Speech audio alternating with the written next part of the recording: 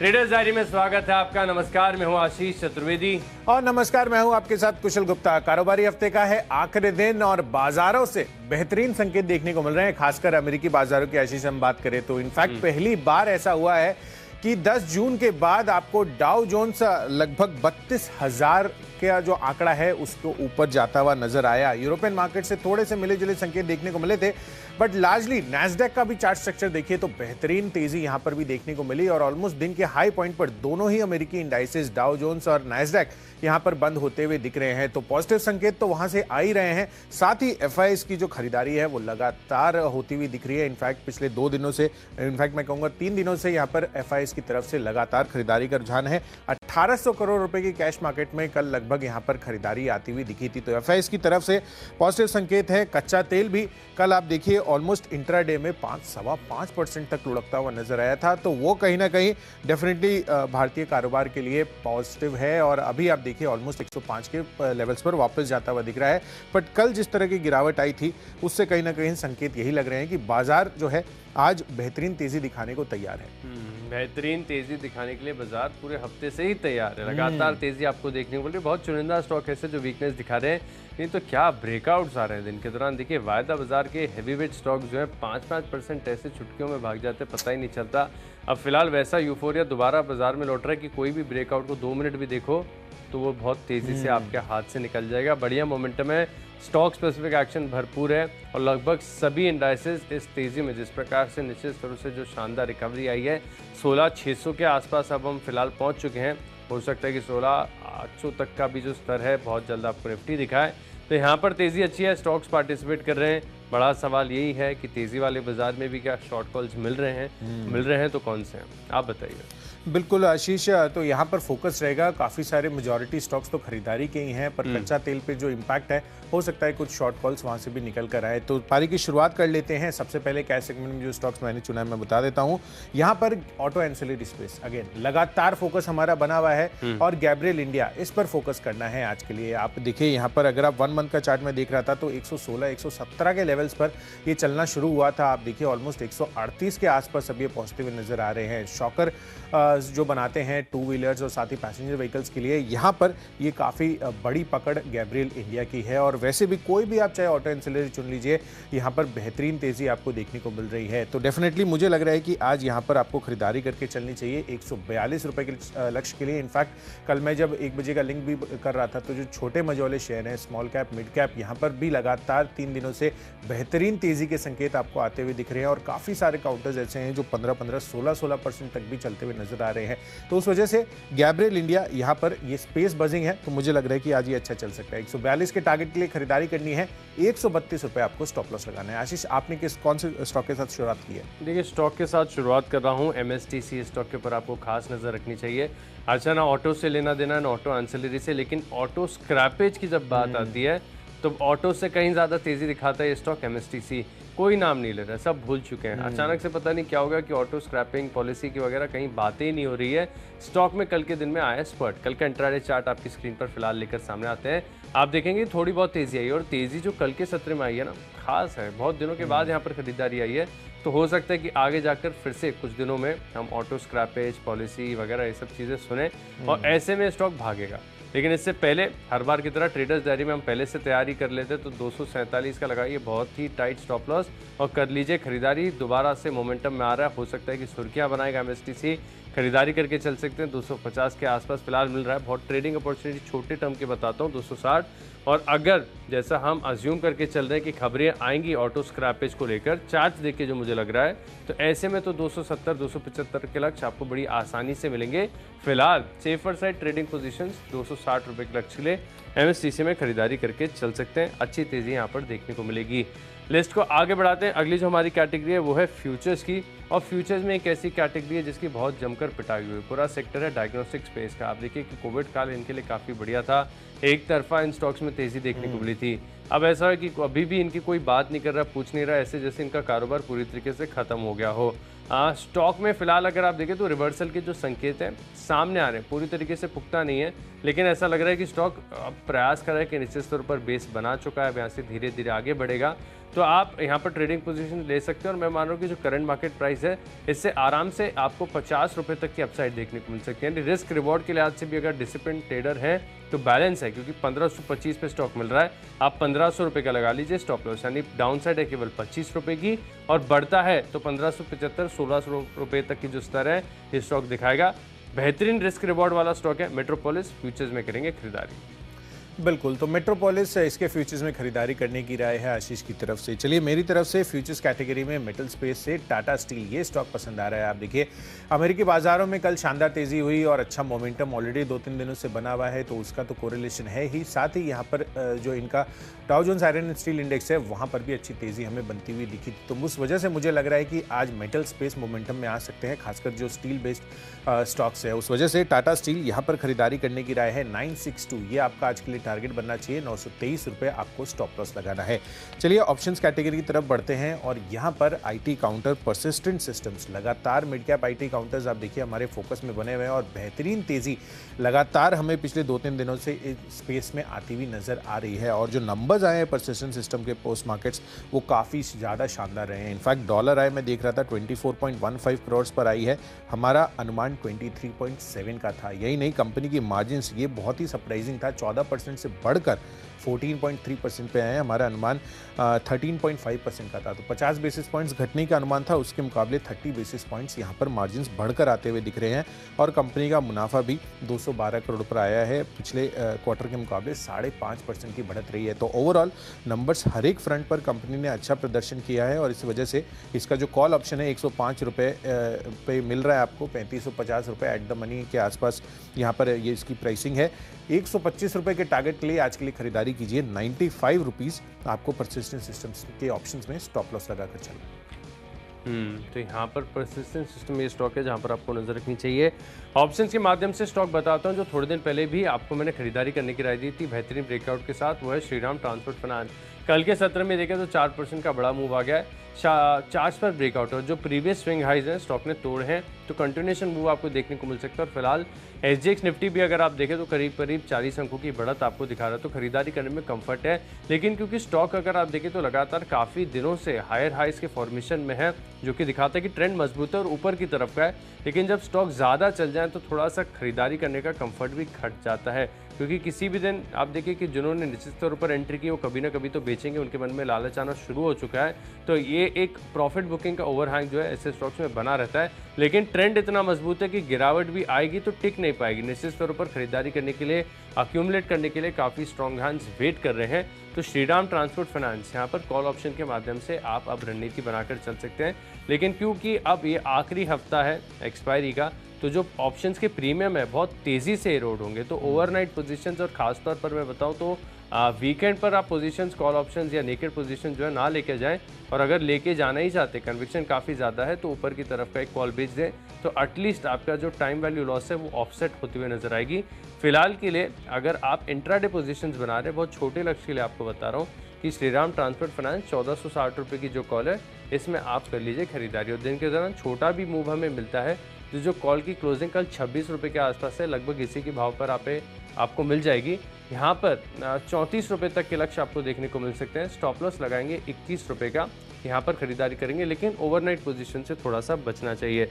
List को आगे बढ़ाते हैं। अगली हमारी जो कैटेगरी है वो है टेक्नोपिक, और टेक्नोपिक के लिहाज से जो स्टॉक मुझे पसंद है वो है पेज इंडस्ट्रीज़। और इस शो के दौरान मैंने काफ़ी बार आपके साथ चर्चा की है कि जो स्टॉक भाव से महंगे होते हैं मुझे बहुत बढ़िया लगते हैं, क्योंकि मैं मानता हूं कि भाव सब कुछ इंडिकेट करता है। अगर कोई स्टॉक इतने ऊंचे भाव पर ट्रेड कर रहा है तो इसके पीछे एक स्ट्रेंथ है, कुछ ना कुछ बढ़िया कारण है।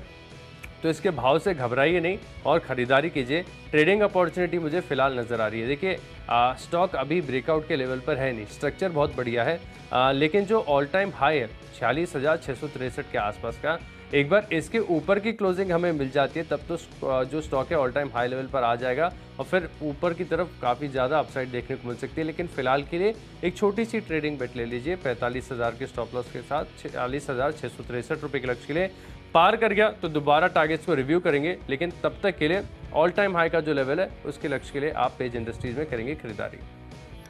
बिल्कुल, तो पेज इंडस्ट्रीज बेहतरीन मोमेंटम में कल भी था और आज भी लग रहा है कि यहाँ पर तेज़ी बन सकती है आशीष की तरफ से। चलिए मेरी तरफ से टेक्निकल चार्ट स्ट्रक्चर पर जो रेडार पर आया है वो है वैलिएंट ऑर्गेनिक्स का काउंटर। आप देखिए यहाँ पर कल 3:25 के आसपास यहाँ पर एक खबर आती हुई दिखी थी कि इनका जो वलसाड का प्लांट है गुजरात में वो नॉर्मलसी की तरफ बढ़ चुका है और यहाँ पर सारे के सारे ऑपरेशंस इनके रीस्टोर हो गए हैं। जो गुजरात पोल्यूशन कंट्रोल बोर्ड है उनसे जितने भी परमिशंस और क्लियरेंसेस है वो कंपनी को मिल चुकी है। उस वजह से आप देखिए आखिरी 15 मिनटों में जिस तरह का स्पाइक यहाँ पर आता हुआ दिखा है, 4-4.5% तक की दमदार तेजी वैलिएंट ऑर्गेनिक्स में आई थी। तो मुझे लग रहा है कि आज भी ये तेजी का मोमेंटम काफ़ी ज़्यादा रह सकता है। उस वजह से वैलिएंट ऑर्गेनिक्स मैंने चार्ट स्ट्रक्चर पर जो मजबूती देखने को मिली है कल, उसको अपनी लिस्ट में शामिल किया है। 715 रुपये के टारगेट के लिए यहाँ पर आपको खरीदारी करनी है। 687 ये आपका स्टॉप लॉस बनेगा। चलिए बढ़ते हैं अपनी अगली कैटेगरी जो है फंडा पेग, और यहाँ पर मुझे पसंद आ रहा है ऑटो ओईएम्स, खासकर सीवी स्पेस में जो दिग्गज है अशोक लेलैंड का। आप देखिए काफ़ी दिनों से ये रेडार पर मेरे था, बट ये इसका जो कन्फर्मेशन है वो नहीं आ रहा था। अब आप देखिए यहाँ पर 52 वीक हाई 153 के आसपास का था और 147 148 के लेवल्स पर अब वापस से ये पहुँचता हुआ नजर आ रहा है। तो ये 52 वीक हाई अगर ब्रीच करता है तो यहाँ पर और फर्दर अच्छी तेज़ी आपको देखने को मिल सकती है। वैसे भी अगर आप देखें तो पूरा का पूरे स्पेस के लिए जिस तरह से स्टील पर एक्सपोर्ट ड्यूटी लगती हुई नजर आई थी, इनके लिए काफ़ी ज़्यादा पॉजिटिव हो जाता है, क्योंकि पिछले कुछ दिनों से जिस तरह की स्टील की कीमतें हैं घरेलू बाजार में, उस वजह से जितने भी ऑटो ओईएम्स हैं उनको काफ़ी ज़्यादा बेनिफिट मिलता हुआ दिखेगा उनकी प्रोडक्शन लाइंस पे, उनके ऑपरेटिंग मार्जिन्स पर। उस वजह से आगे का जो आउटलुक है वो इनके लिए काफ़ी ज़्यादा पॉजिटिव बन रहा है और demand structure any which ways intact है, खासकर कमर्शियल व्हीकल स्पेस की हम बात करें तो। अशोक लेलैंड 12 महीनों के लिए 180 रुपये के लेवल्स नया 52 वीक हाई बनाते हुए नजर आ सकता है। इसको आप खरीद कर चलें। पूरा ऑटो पैक गजब की तेजी दिखा रहा है। एंसेलरी के साथ अब जो ओईएम्स हैं इनमें भी बड़ा मूव देखने को मिल रहा है। इनफैक्ट कुशल कल शो के दौरान हम चर्चा भी कर रहे थे, शो की बात कर रहे थे कि ऑटो पैक ऐसा है कि आपको यहाँ से बड़ी आसानी से 20 से 40% तक की अपसाइड दिखा सकता है। और ये थोड़ा सा ना लोगों को सुनने में अजीब लगेगा, लेकिन पूरा ऑटो 40% तक की तेजी दिखा सकता है, क्योंकि इंडेक्स का चार्ट अगर आप देखें निफ्टी ऑटो का, बहुत एक्सेप्शनल स्ट्रेंथ है, बहुत बढ़िया है। और आशीष ये भी देखिए कि पिछले 2-3 सालों से इस मतलब इस स्पेस में कुछ भी नहीं हुआ है। लगातार खराब खबरों का ही दौर रहा है। कच्चा तेल ले लीजिए या फिर ओवरऑल जिस तरह का यहाँ पर डिमांड सिनेरियो था वो काफ़ी खराब था। पर पेंडेमिक के बाद अभी जिस तरह का वापस से रिवर्सल्स आ रहा है और जिस तरह की इकोनॉमिक एक्टिविटी देश में हो रही है, कमर्शियल व्हीकल्स खासकर सबसे ज़्यादा बड़े फोकस में रह सकते हैं। एंड डेफिनेटली उसके पीछे पीछे जितने भी इससे जुड़े हुए ऑटो एंसिलरी है वो भी लगातार बढ़ते हुए दिखेंगे और पैसेंजर व्हीकल्स की डिमांड तो हम देख ही रहे हैं। बिल्कुल, और 2017 के जो हाईज हैं चार्ट्स पर ऑलरेडी टूट चुके हैं। तो मुझे इससे आइडिया है कि और निफ्टी ऑटो का ETF इसे भी अपनी लिस्ट में शामिल कर सकते हैं। अभी मंडे के लिए मेरी लिस्ट में रहेगा। निफ्टी ऑटो यहाँ पर फोकस करके चलेंगे। फंडा पे अपनी बताता हूँ, SRF कंपनी के आए नतीजों का अनुमान था कि नतीजे बढ़िया आएंगे और इसके चलते आप देखिए कल पूरे केमिकल स्पेस में बढ़िया तेजी देखने को मिली। सभी स्टॉक्स में अच्छा मूव आया है। अब इसके जो नतीजे हैं इनमें खास बात है कि इनका एक टेक्निकल टेक्सटाइल करके सेगमेंट है जहां पर बाजार अनुमान लगा रहा था कि 8% की आपको डी ग्रोथ देखने को मिलेगी, लेकिन इस 8% की डी ग्रोथ का जो अनुमान था इसके मुकाबले 16% की पॉजिटिव ग्रोथ आपको SRF ने दिखाई है। सभी सेगमेंट्स में काफ़ी अच्छा प्रदर्शन है, अनुमान से बेहतर नतीजे। देखिए खास बात है कि नतीजे अच्छे ही आने थे, लेकिन जितनी उम्मीद थी उससे ज़्यादा बेहतर आए। स्टॉक शायद आज आपके हाथ में ना आए। 2460 रुपये का लक्ष्य है और करीब करीब आप लगा लीजिए 2300 रुपये का आप स्टॉप लॉस लगाकर चल सकते हैं। अच्छी तेज़ी यहाँ पर देखने को मिल सकती है। स्टॉप लॉस 2460 रुपये का नहीं है, लक्ष्य 2460 रुपये का है। स्टॉप लॉस आपको लगाना है 2300 रुपये का, नहीं 40-43 रुपये नीचे आपको स्टॉप लॉस लगाकर चलना है। SRF में आपको तेज़ी देखने को मिलेगी। अब लिस्ट को आगे बढ़ाते हैं। अगली जो हमारी कैटेगरी है वो है निवेश के लिहाज से, और निवेश के लिहाज से जो स्टॉक मुझे पसंद है वो है FMCG स्पेस से। कल ITC ने अपने 3 साल में पहली बार 300 के पार निकला है, 3 साल का ब्रेकआउट भी दिया है। एक स्टॉक ऐसा है जो ट्रेडर्स डायरी में FMCG पैक से लगातार हम आपको रिकमेंड कर रहे हैं और एक ही तर्क है, टेक्निकल्स बहुत शानदार और साथ में जो नए मैनेजमेंट की नियुक्ति हुई है इससे मैं मान रहा हूँ कि काफ़ी बड़ा टर्न अराउंड होगा। जब से नियुक्त हुई है तब से 3 से 4 बार इस स्टॉक मैं आपको रिकमेंड कर चुका हूँ और बार बार अपना व्यू रिआइटरेट करता रहूँगा। तो 12 महीने का समय दीजिए, 20% तक के आराम से शांति वाले रिटर्न्स आपको मिलेंगे। कोलगेट में खरीदारी करें। बिल्कुल, तो कोलगेट डेफिनेटली डिफेंसिव स्पेस का दिग्गज काउंटर है और आगे के लिए जिस तरह के आउटलुक नज़र आ रहे हैं वो डेफिनेटली इनके लिए काफ़ी पॉजिटिव रह सकते हैं। चलिए इन्वेस्टमेंट के लिहाज से मेरी तरफ से है पीवीआर का काउंटर। आप देखिए कल इसके नंबर्स आते हुए दिखे थे और एक अच्छा टर्न अराउंड लगातार हमें इस काउंटर पर आता हुआ दिख रहा है ऑपरेशंस वाइज। इनफैक्ट अगर आप रेवेन्यू देखेंगे तो 905 करोड़ रुपए का अनुमान था, लगभग 980 करोड़ रुपए यहाँ पर कंपनी का रेवेन्यू जो है आता हुआ नजर आया था। तो फुटफॉल्स और साथ ही जिस तरह की प्राइस इंक्रीज हुई है यहाँ पर वो इनके लिए डेफिनेटली काफ़ी पॉजिटिव रही है और आगे आने वाली जो छमाही है ये जुलाई से लेकर दिसंबर तक वो काफ़ी ज़्यादा पॉजिटिव रह सकता है। इसके पहले भी मैंने आपको लिंक करके बताया था कि 60% की ग्रोथ अगर आप फर्स्ट हाफ से कंपेयर करेंगे तो ओवरऑल इंडस्ट्री के रेवेन्यू में आती हुई नज़र आ सकती है, जिस वजह से पीवीआर सबसे बड़ा बेनिफिशियरी हो सकता है क्योंकि मर्जर का अनाउंसमेंट ऑलरेडी हो चुका है आइनॉक्स के साथ और इसको बड़ा फ़ायदा मिल सकता है। तो यहाँ पर आपको खरीदारी करके चलनी है और यहाँ पर 230 रुपये लक्ष्य नहीं है, 2300 रुपये का टारगेट है पीवीआर पर। 1914 रुपये की प्राइसिंग है। अगले 12 महीनों में आपको 400 रुपये ज़्यादा लेवल्स जो है यहाँ पर आते हुए दिख सकते हैं। तो 2300 रुपये के टारगेट के लिए पीवीआर में खरीदारी कर चलनी है। वैसे भी नतीजों के बाद एचएसबीसी की जो रिपोर्ट आती हुई दिखी है यहाँ पर भी टारगेट्स रेज कर 2260 रुपये का कर दिया है और साथ ही गोल्डमैन सैक्स ने तो 2400 रुपये के लक्ष्य ऑलरेडी यहाँ पर दे दिए हैं। तो इस वजह से पीवीआर पर फोकस रखिए। चलिए बढ़ते हैं अपनी अगली कैटेगरी जो है खबरों के दम पर और यहाँ पर स्टॉक है बिकवाली का ओएनजीसी। आप देखिए कच्चा तेल जिस तरह से कल टूटता हुआ नजर आया है, कहीं ना कहीं अब ये संकेत आ रहे हैं कि जो डिमांड सिनेरियो है वो थोड़ा सा कमजोरी का रुझान दिखा सकता है। कच्चे तेल की डिमांड थोड़ी सी कम होगी तो डेफिनेटली यहाँ पर प्राइसिंग पर भी इम्पैक्ट आता हुआ नजर आएगा और ओपेक की बैठक भी है 3 अगस्त को, तो कहीं ना कहीं उससे अगर ये प्रोडक्शन और फर्दर बढ़ाने का विचार करते हैं तो फर्दर आपको डाउनवर्ड मूव आ सकता है और ओएनजीसी उस वजह से आपको गिरावट का इम्पैक्ट दिखा सकता है। तो यहाँ पर आपको बिकवाली कर चलनी है। 129 रुपए के टारगेट के लिए 135 आप स्टॉप लॉस रखिए। तो ओएनजीसी स्टॉक है जो आपके रडार पर रहना चाहिए।